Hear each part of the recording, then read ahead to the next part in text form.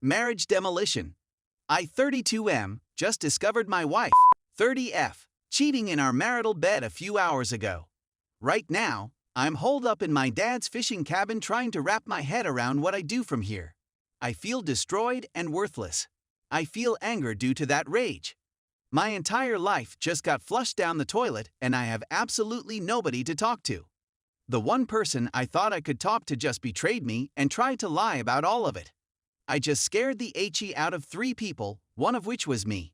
If the cops aren't looking for me right now, I'm lucky. If they are, I'll deal with that when I'm forced to. I work in construction, demolition to be specific. The crew I work with travels often, and I had been gone 10 days out of the 14 I was supposed to be gone.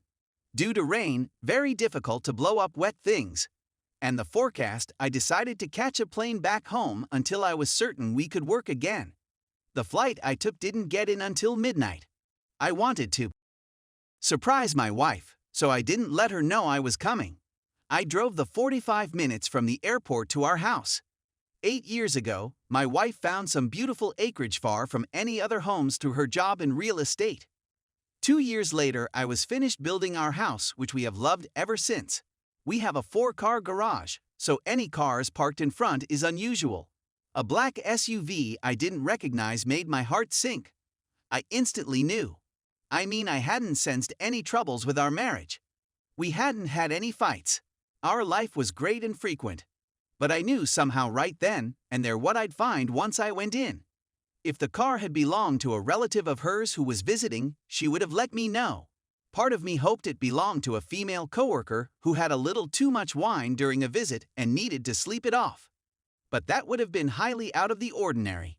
I sat outside the house for at least 15 minutes thinking things through. But I parked my car about 6 inches from the driver's side of the SUV, which was parked beside a retaining wall.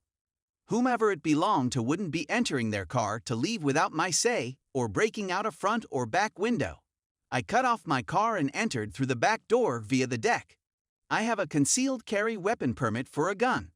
I had put on my holster before getting into my car at the airport and driving home. I wasn't afraid for my life. But I was afraid of losing my temper and taking the life of someone else. Walking into my house, everything was quiet. At first, I didn't think anyone was home. But with a finished meal for 2 on the table and a sink full of dishes, I knew something was up. I calmly walked down the hall to our bedroom and slowly turned the knob. I pushed the door open but didn't hear any commotion or movement at all. The room was pitch black dark. I walked over and turned the light on in the bathroom. When I turned around, there was my wife completely naked, laying on top of some naked guy I'd never seen in my life. I was crushed. It felt like someone had just laid a 100-pound boulder on my chest. I felt tears well up in my eyes. But I knew tears were pointless and would do nothing to help the situation. I pulled out my phone and began recording. I walked around the bed videoing the pile of flesh in front of me. It began to sink in that my marriage was over. I realized all of our property would be divided evenly even though I have been 100% faithful. I suddenly realized the house I built with my own bare hands would have to be sold when we divided assets in the divorce. Being physically betrayed felt worse than any pain I could have imagined. Knowing I was getting ready to be financially gutted too nearly made me lose my S, because it seemed so unfair. But I knew I was done with her and would never touch her defiled body again. I was disgusted by what I saw, but mostly at my wife. In my mind, she had gone from sweet, devoted wife to Allie W. in the span of 15 minutes. Neither moved at all. I was fairly certain they were both passed out drunk. Since the house was going to need to be sold, I suddenly didn't care about any damage to the house I'd worked so hard on. I pulled out my .45 and just looked at both of them betraying me in my own bed. For a second or two I contemplated shooting her, knowing those bullets would pass right through and kill him as well. But I came to my senses and realized neither were worth getting the electric chair over.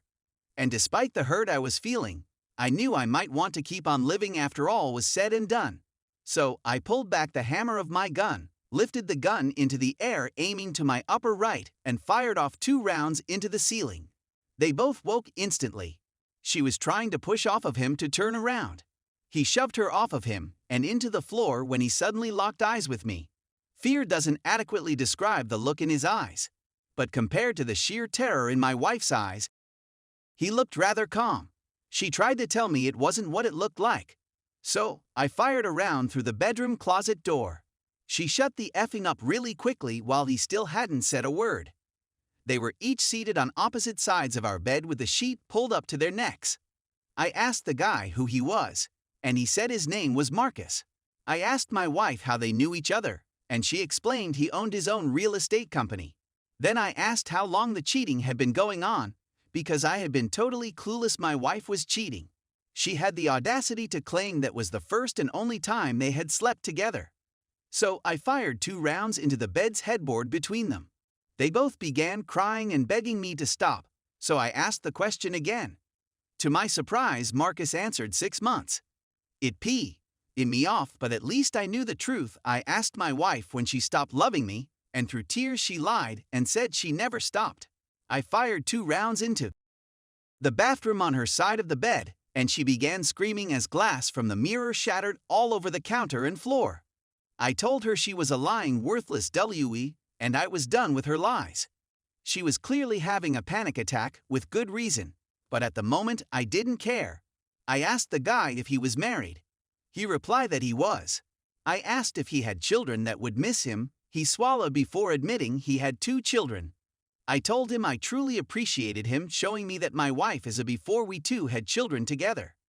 But I asked him if having with a cheating was worth losing his wife and kids over. He begged me not to tell his wife. I told him to shut up because at that moment, she had about a 50% chance of her ending up a widow for the next 15 minutes. I paced at the foot of the bed with gun drawn, just trying to think. I knew holding them there against their will could be deemed me taking hostages. I knew I would have to eventually let them go. I told my wife to get up and go get her car keys. She got out of bed and began to reach down and get her clothes off of the floor to put back on. I told her to stop, clothes weren't needed, and again to get the keys. She walked down the hall and brought back her keys, handing them to me still crying. I removed the house key and told her she wouldn't be needing it anymore. I know she wanted to protest I couldn't do that and that legally she was right. But a .45 tends to make debating legality moot. I then told Marcus to stand, get his keys and wallet out of his pants, and to follow me. I led him outside toward his car where I punched him in the face repeatedly until his nose and mouth were bleeding. After I moved my car so he could get into his SUV, I went back, picked up his keys, told Marcus to stand up. I explained he could go home right then and there to confess everything to his wife, or she'd hear from me within 48 hours with all the evidence of his cheating I had recorded. I also explained he had 45 seconds to get off of my property or a coroner would be escorting him off of the property. The fact he had no clothes on seemed a secondary issue at the moment. He got in his car and peeled away before I counted to 25. I went back inside where my wife had put on a robe and was seated at the kitchen table. I went to the bedroom, picked up her cell phone and brought it to her in the kitchen. I asked if she wanted to call her parents or her sister to pick her up. She refused. I even asked if she'd like to call the police. I think she anticipated us discussing things to clear the air, so she said no. She began to try and explain, but I stopped her yapping and told her we were done forever as far as I was concerned. I explained our home was no longer her home and she needed to get in her car and drive anywhere that wasn't our house. I explained I no longer felt any love for her at all after what she'd done, and there would be no second chances. She began to apologize, cry, and plead. 2 rounds fired into the double oven and 1 into the fridge brought blessed silence. Having your nearest neighbor over 2 miles away has its benefits. I explained to her at that moment I did not care if I lived or died, and that she had totally destroyed me with her behavior. I also explained that all love I ever had for her turned to hate the minute I saw she and Marcus naked together. If I could have Thanos snapped her from existence and my memory at that moment, I would have. I told her I was barely maintaining my composure with the feelings I had of loathing her. I said it would be best if she went to the garage, got in her car, and drove away forever. Through tears she went out in the garage, got in her car, and left. That was about 5 hours ago. Realizing I may have committed a crime or two with my reaction, I didn't want to deal with any cops that happened to show up. I turned off everything and locked the doors before going out and getting into my car again. My dad owns a fishing cabin he and his buddies use fairly often. I drove here and used the hidden spare key to let myself in. It was far too early to call anyone when I got here. I decided I needed a drink, and I'm about a quarter way through a bottle of my father's Balvenie scotch. Dad is going to be pee about that until I tell him what my wife did. Plus, I'm pretty certain it's the bottle I bought for his birthday last month. I really don't know what to do. I've read through posts here and other subs on Reddit looking for answers. But most seem to be people trying to figure out if their spouse is cheating. I already know the truth. Well, I know as much of the truth as I want to know. The reasons for infidelity all ring hollow. Other posts seem to be some strategies to get a cheater back. Why anyone would want to get back a cheating spouse is beyond me. But I want a divorce. I want it in my favor and as fast as I can get it. She doesn't have the option to pick me ever again. I'm a human, not a carnival prize. I want to remove her from my life and burn any reminder of her in my life. I don't want to ever see or hear from her again. Can everything be taken care of by lawyers? I have money to get things started. What I don't have is the time, energy, and patience to be dealing with this bulls.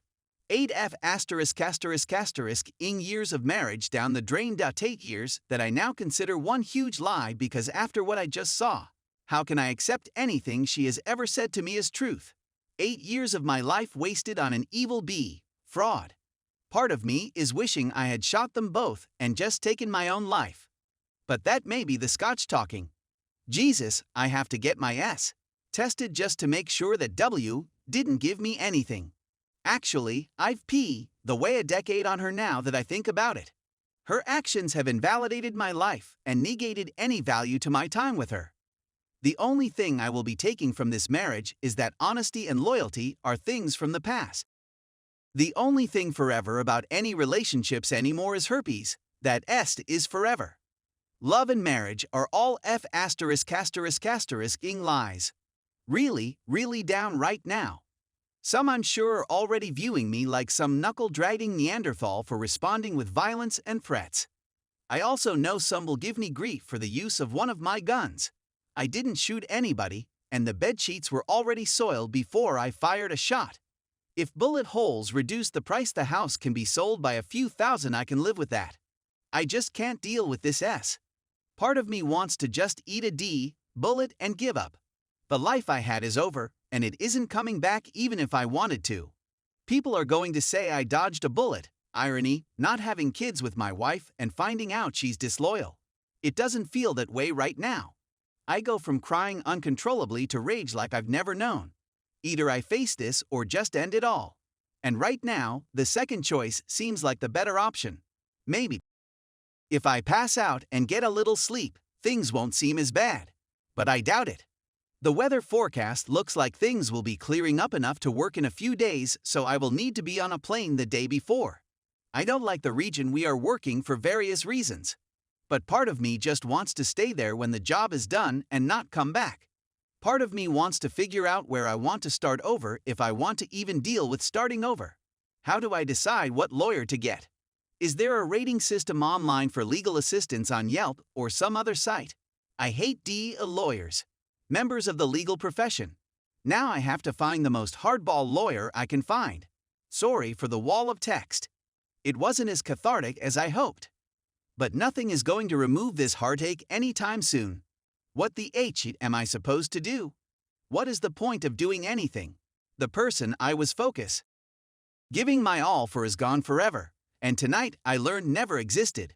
I wasn't perfect by any means, but I was faithful. I was never abusive. She'd never heard me really yell until tonight. I was a good husband. I liked being married and faithful. But for every good guy out there, some is just waiting to get her claws into him so she can ruin his life for her gain.